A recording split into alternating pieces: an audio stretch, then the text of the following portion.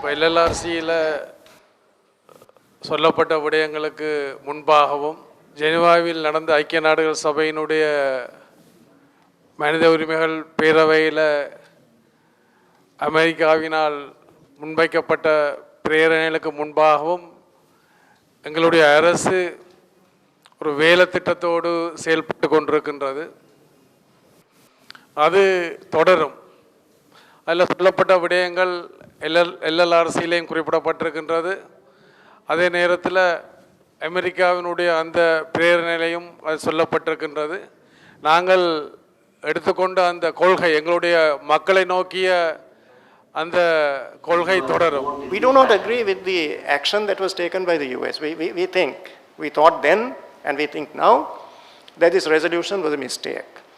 Because the purported objective of the resolution is to assist the implementation process here, reconciliation.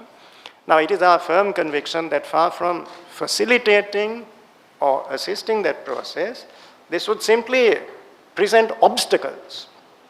It is going to make the task more difficult than it was and more difficult than it needs to be. So it was negative. We don't think that it was the wise or right decision. But again, having said that, we have to look to the future. We cannot be overwhelmed by one single event.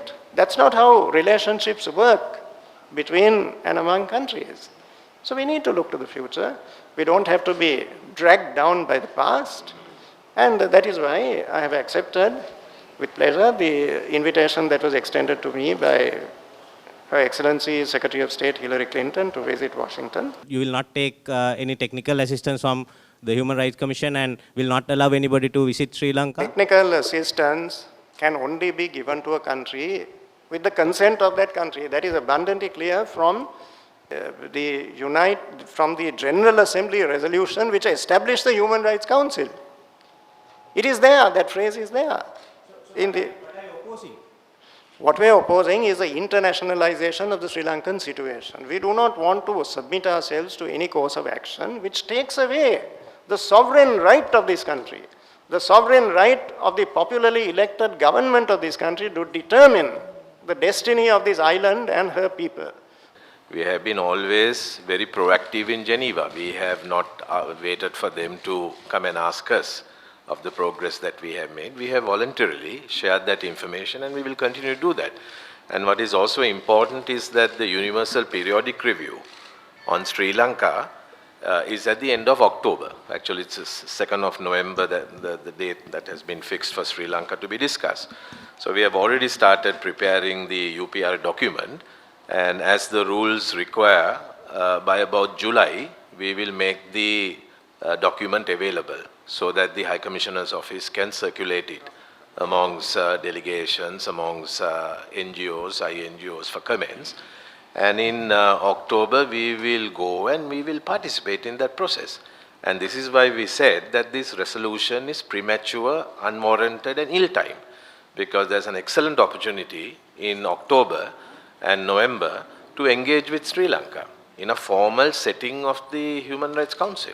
Could you kindly comment, please, Minister, about the current threats that are being issued on a daily basis on the ITN state television network with silhouetted and quite close-up blurred pictures of certain journalists and human rights workers, accusing them of being traitors and saying we're going to reveal more about these people in the coming days and more names in the coming days? You have to take into account the nature of some of these statements which have been made.